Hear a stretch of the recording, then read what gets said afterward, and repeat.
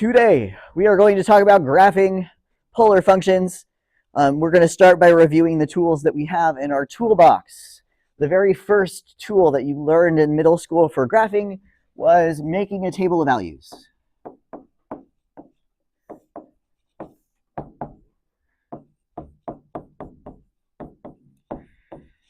When we're graphing in rectangular coordinates, we're graphing on the Cartesian coordinate plane, we would pick x values for our independent variable. We would substitute them into the equation, and the equation would spit out values for y, our dependent variable.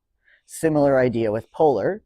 For polar functions, where our functions are r of theta, we are going to choose values for theta. We also need to choose units. Are we counting in degrees or radians? Because that's going to dictate the mode on our calculator. And then we plug them into our equation, and the equation spits out the value for r. And you can see for the two examples on that first page, I picked some values for you. There are two more choices that we have for graphing. What other tools do we have in our toolbox to help us graph things? Ideas.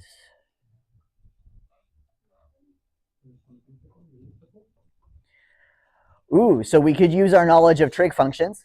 Yeah.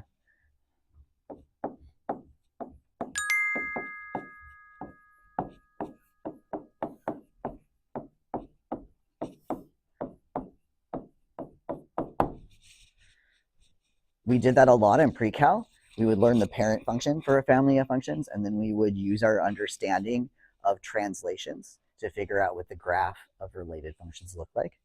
We can do that here too. Good. The other tool we have to help us graph.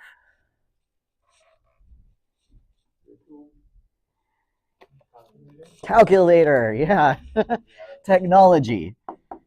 We have technology. Usually in this class, we're either using a TI-84 because they gave them to you by the school, or you're using Desmos on your Chromebook. And we'll talk about both today. Tech.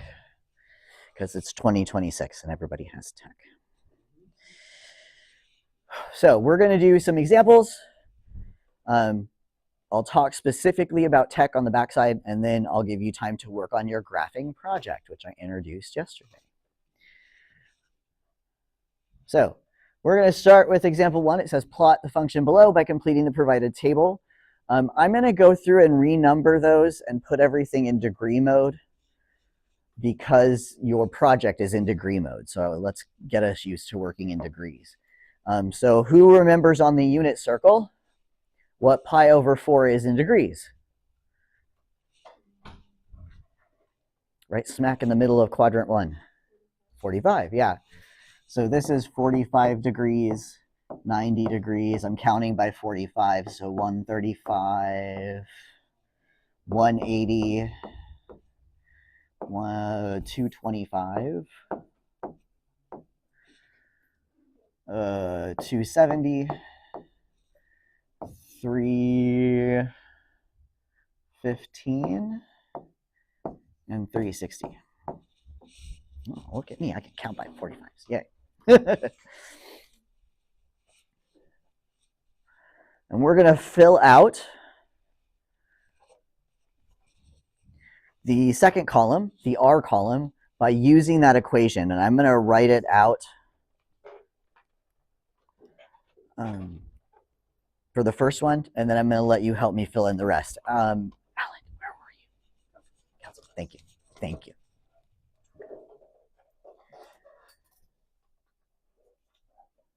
Ooh, they fixed it for me. That was very nice of them. So for that first one, we are going to do R equals 3 times cosine of 45 degrees.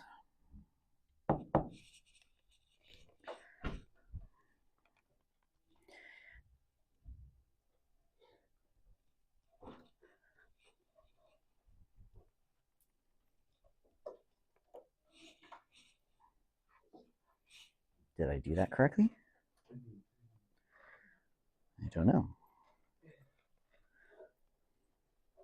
I am in degree mode. 3 cos. Oh, 2 theta. There we go. 2 times 45. Ah, Mr. J. And nobody called me on it. Burn face. 2, that's okay. 2 times 45, which would be 90. I get 0, which makes sense in my head because I know cosine has the 0 at 90 degrees and 2 times 45 is 90. That makes sense to me. There are 2 ways to fill out the rest of the table if you're on your TI-84.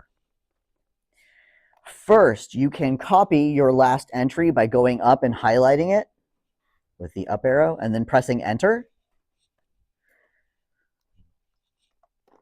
And then typing over the 45 with our next angle, which is 90. And that will give you, I will do it very quick. Ooh, that is not right. Sorry, I can't type today. -3. I see some nodding. Good. The other way to do it involves using the list functions on our calculator. And it's nice in that it's going to do it really quickly and it'll do all of the points at once. So I'm going to scoot sideways and write the directions on the board. If you have a TI-84, I'd recommend you try it. Because if you're asked for a table of values, this is the fast way to do it. So on your TI-84,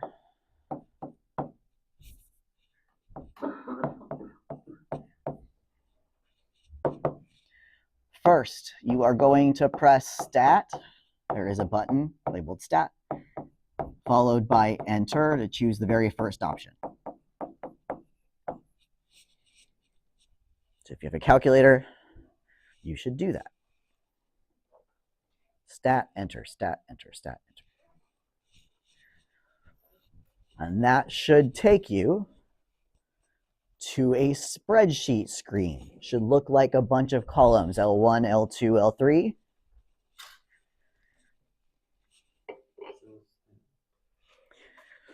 Stat, enter. So you should see, yeah, a spreadsheet screen. Good, perfect. That's exactly what you're supposed to see.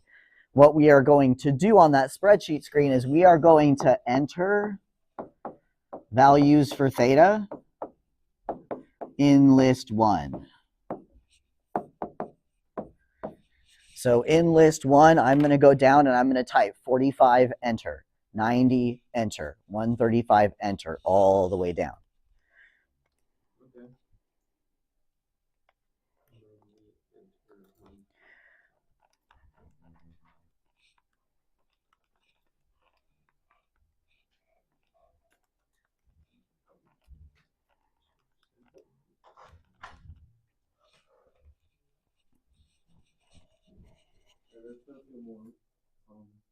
That's okay. We only need the first 2. So right now, just L1, right? Just values in L1. I'm going to give everybody a second to get caught up.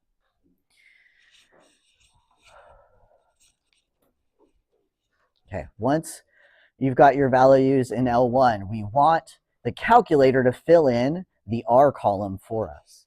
So what we are going to do is we are going to move the cursor to top of L2. So you're going to use the sideways arrow to move to column 2. You're going to go up until L2 is highlighted. And what you should see at the bottom of the screen is L2 equals. And what I'm going to do is I'm going to enter that formula. So my formula says R is equal to 3 times cosine 2. I'm going to type that. 3 times cosine 2 times.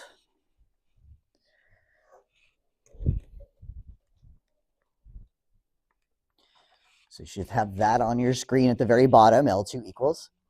And then I want to tell it that I want to multiply 2 by theta.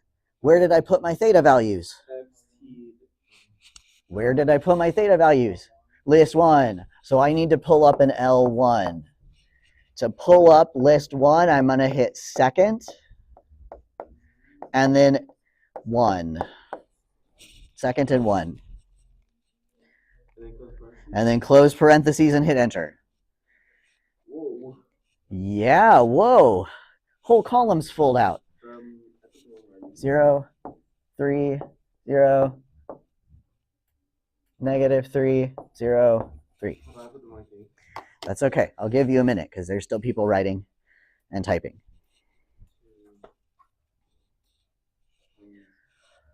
And we'll plot it in a minute. That's okay. We'll give it a second. Sometimes, particularly if you are using radians instead of degrees, you will get weird numbers with an e in -14, e in -18. What happens is your calculator will take 7 pi over 4 and convert it to a decimal, and then do this calculation with the rounded decimal. And so you get a rounded approximation of 0 instead of actually 0. So anytime you see a number in this table that's like e negative something, it's 0. It's just a rounded 0. Make sure your calculator's in degree mode and enter the degrees. Degree mode in degrees, degree mode in degrees. So this column, calculator in degree mode. If you are in Desmos, Desmos needs a function to do a table of values. And I'm going to borrow your screen, Lise, because I don't remember how to do that. So once you've got your equation, nope, where's the table of values function? I guess we should start entering the function. R equals theta. There we go. Yeah. How do we get a table of values? Grr. I know how to do this on GeoGebra. I don't know how to do it in Desmos. What's GeoGebra? GeoGebra is like Desmos, but better. What do you mean like better? It'll do tables of values. Yeah. I'll show you in a minute. But those of you with TI-84 should have this. If you've got Desmos, you can type each individual row and get it.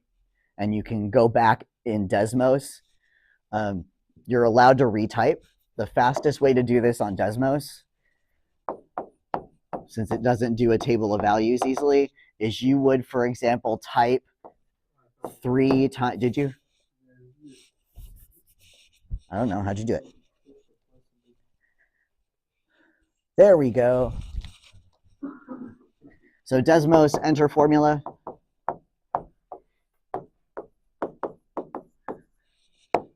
Click plus. There we go. Select table.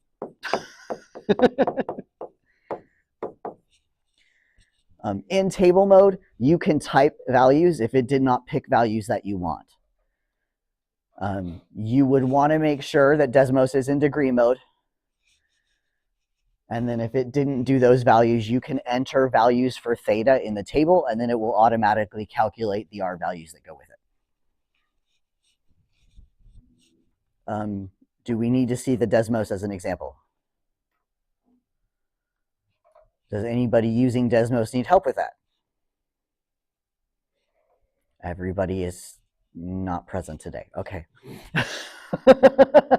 I'm going to assume we have it. What I would like you to do is use the points that you've calculated for this first example to graph it. Graph those points, and I'm going to walk you through it. And then we'll check with Desmos. I'm going to do this in a different color. So my first ordered pair in that table we just filled out together is 45, 0. Yes? Did I do that correctly? So 45 degrees, which is right here. And what does 0 tell me? 0. It what? How what? Yeah, stays at the origin. We know distance from the origin is 0. Yeah, stays at the origin. At 90, which is up here, The R value is -3. What does -3 mean? It means it's like three opposite from it. Opposite. So instead of going up 3 towards 90, I'm going to go down 3 away from 90. So that's 90 comma -3. Good. And then we've got 135, which is here, which is 0, back at the origin. And then we have 180, which is pi. And 180 is +3, so I start at the origin and I go towards 180. 1, 2, 3. And then 225, back at 0. 270, negative y-axis. I'm at -3, so I start here. Instead of going 3 towards 270, I go 3 away. At 315, I'm back at 0. 315, I'm back at 0, yeah. And then at 2 pi, or 360, I'm at +3, so towards 360.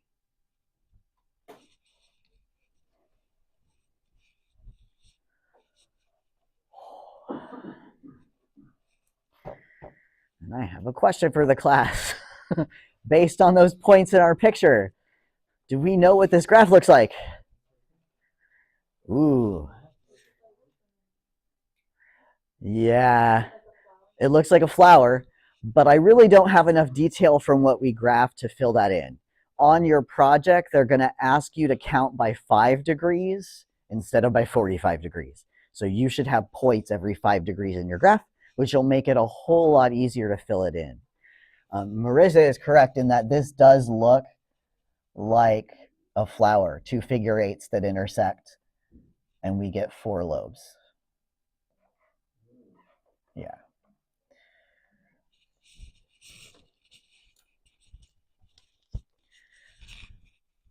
That's one.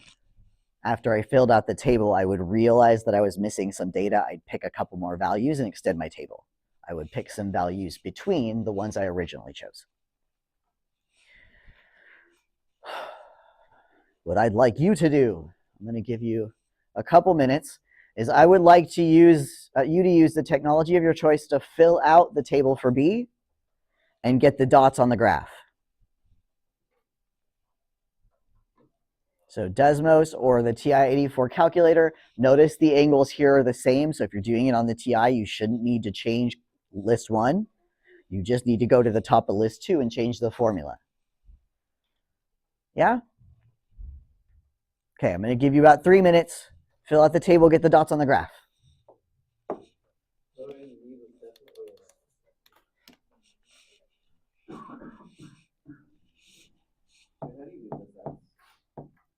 Huh? What was that, Bruno?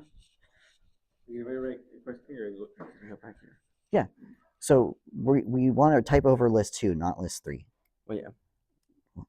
There we go. So we're going to go up to list 2. I'm going to hit clear, enter, and then go back up to the list header and retype the new formula. Oh, just that? Yep. Yes.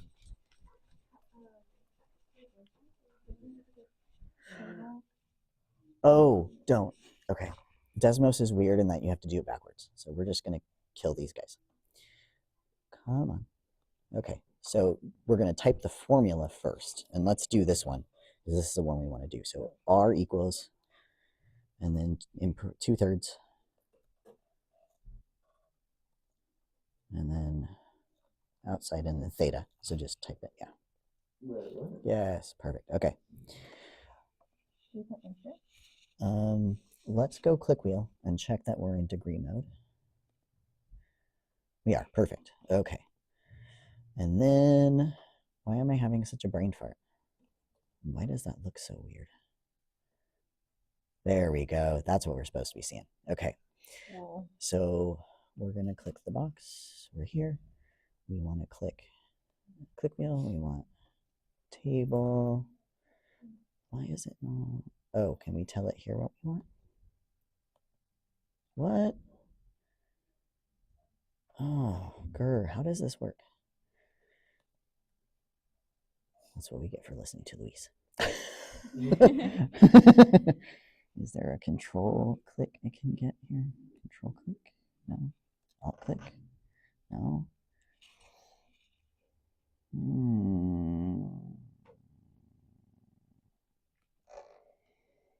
Oh, it makes me frowny face. So the easiest way to do it, if that doesn't work, is we're going to do two. Sorry, I don't mean to get in your personal space. I just two, and then shift times, and then I'm just going to enter my number manually. Why does it not? Okay. Can you type that for me in a way that is mathematically correct? Just 2/3 times 45. But yeah. 2/3 times 45. 45. Perfect.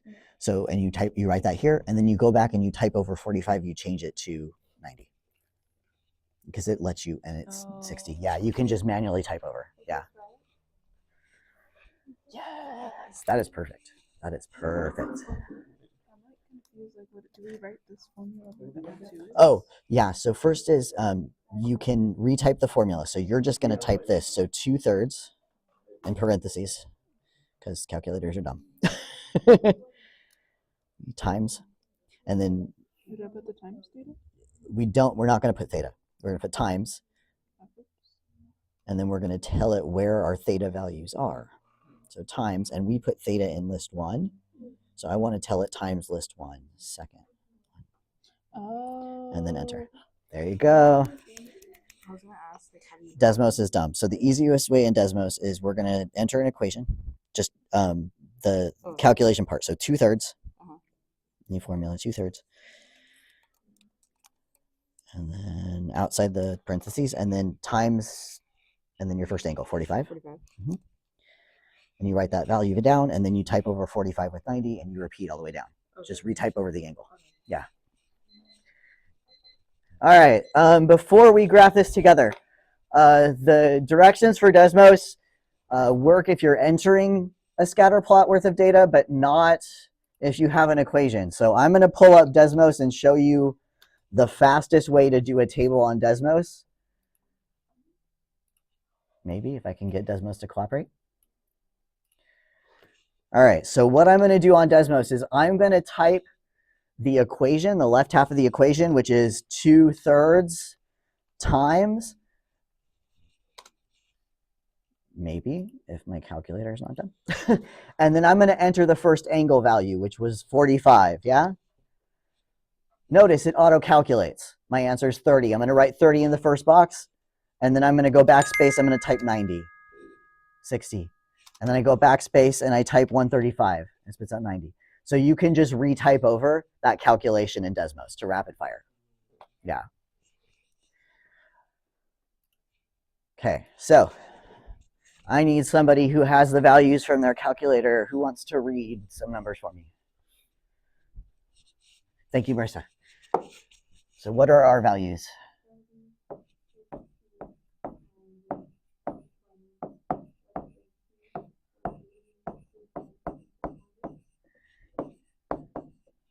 $210 what? $240. Thank you.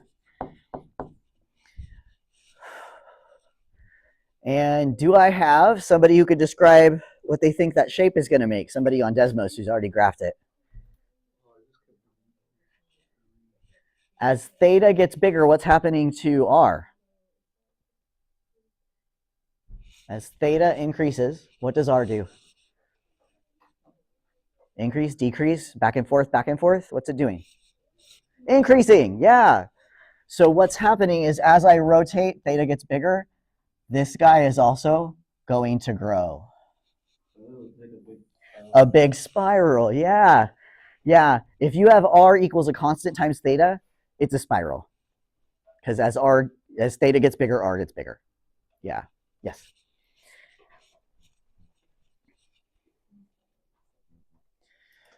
Good. We're going to talk a little bit about graphing on your calculator really quick. A note when you're graphing in Desmos, if you're in degrees, because degrees are really big, you're going to have to zoom out to see the whole spiral because your answers are very big. Right? We're in R of 240. If your input in angles was in radians, you're going to get a much tighter spiral. because 2 pi is like 6 point something, and 2/3 of 6 point something is much smaller than 240.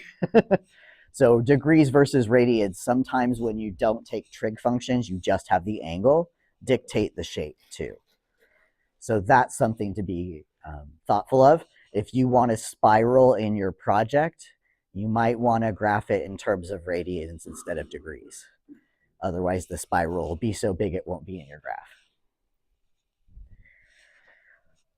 Okay, I'm going to scoot you over. Quick review of calculators. If you are graphing on your calculator, make sure that you have the correct units for theta.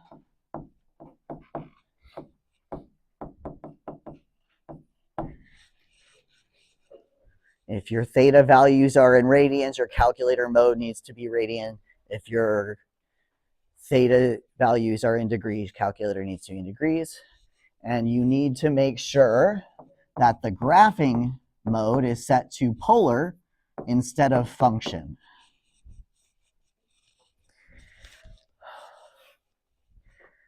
On Desmos, there isn't a mode button. The question is, how do we do this? And the answer is two things. First, on Desmos, in the upper right-hand corner, there's a little, it looks like a wrench. Your little tool, pardon my horrible drawing. There's a reason I majored in math and not art. And when you click it, you're going to see two grids. You want to click the circular grid. And that'll automatically turn your grid into a polar grid. The other thing you need to do is make sure at the bottom you've got the correct units chosen. My final warning for Desmos before you move on is, unlike the TI, which automatically knows if you're graphing polar, you're using R and theta, Desmos isn't that smart. So if you type an equation that says this, you are going to get this on your graph because it's going to treat it like a linear graph. So it is really important that you use theta as input. So on Desmos, you have to use theta in your equations. Two ways to do it. You can type theta, T-H-E-T-A, and as soon as you type it, it'll pop up the symbol. Or on Desmos keyboard at the bottom, there is a theta symbol on the far right, right beneath the P. My fourth period discovered that the hard way this morning. They were typing things with X and getting the sine curves we were used to. Okay. There is a note here about window settings. This is optional. You don't have to do it. If you choose to do it, I would recommend your minimum theta is 0, your maximum theta is 2 pi, and you're counting by pi over 16, but that's just me. You do not have to do that. Calculator will sort it out.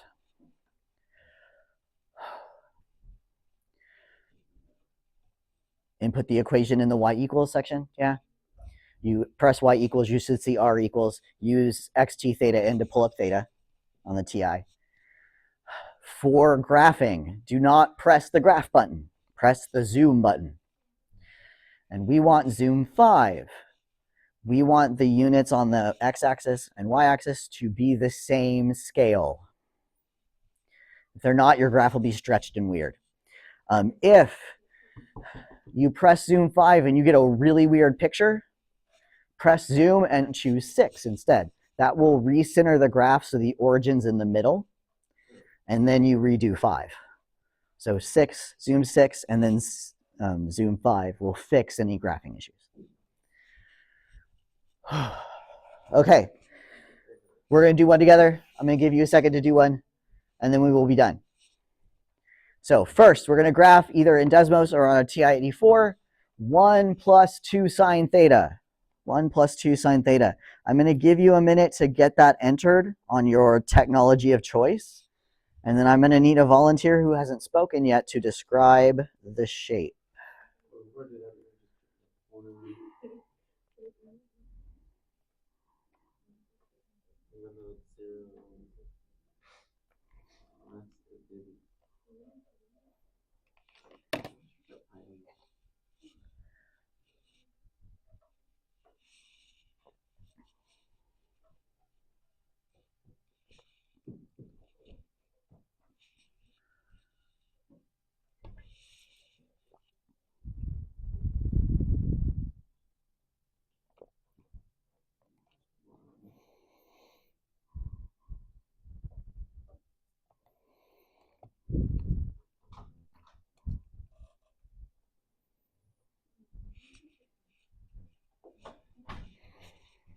Okay. Do me a favor, give me a thumbs up if you have the function graphed on your technology device of choice. First thumbs up. Aubrey, can you tell me what your graph looks like in words? Can you describe the shape? It doesn't have to be technical wording, just what do you see? That's perfect. It's like a circle with a little loop-de-loop at the bottom. That's exactly right. You will notice two important things about that particular circle with a loop-de-loop shape. The top of the circle. Where is the top of the circle? 3. Top of the circle is at 3. 1, 2, 3. Where is the top of the little inner loop? 1. You know how I knew that was going to happen? I know that that shape comes from the sum of the two numbers. 1 plus 2 is 3. And the difference of the two numbers. Difference between 1 and 2 is 1.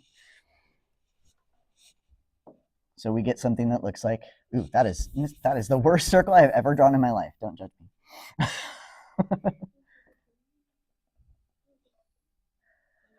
And again, not a great circle, but this is not art class. I am a math teacher. Good. You will notice attached to the second page of this packet, there it is a description. Those are called limicons. I can't pronounce French. And they come in two shapes. This one is a vertical one because it's got a sign in it. We know sine is the y-axis. There are horizontal ones that have cosine. There are ones that have an inner loop. There are ones that just have a dimple, where it indents a little bit and it kind of looks like a peach. It doesn't make the loop, it just indents like a dimple. Good. Take a second on your graphing calculators, repeat for this guy.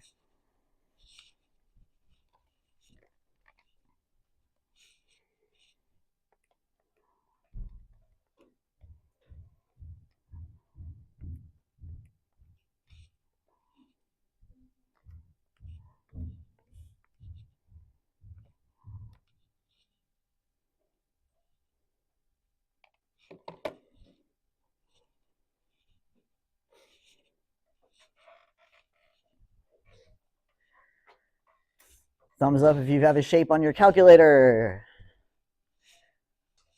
Dayanara, what'd you get?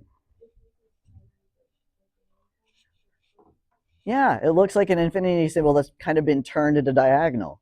Exactly right. I happen to know that along that diagonal, which I'm going to draw as the dotted line, so that's our diagonal, that the lobes of that tilted infinity symbol go out to 3.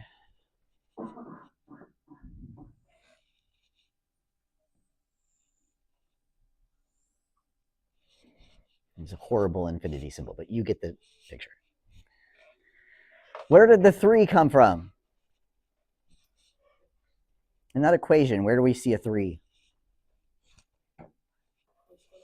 Square root of 9. Yes, good.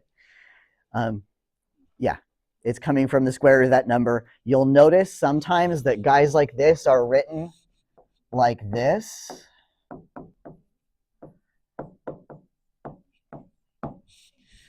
Your calculator will not graph it if it is r squared. So if you're wanting to graph that shape and you're looking at the family of functions page and it says r squared a sine 2 theta, you have to enter a square root when you graph it. We want r, not r squared. Okay. Questions about how to graph with our chosen method of technology, Desmos or TI? No. A note about your final exam, there is not any graphing of functions, polar functions, on your final exam. There is one question that asks you to graph a point on the polar plane. That's it. There is no, you don't have to memorize these family of functions, but I want you to see them. So if you see them again in another class, they're not a surprise. You at least know they exist. Okay, let me stop the video and we will move on to our next item of the day.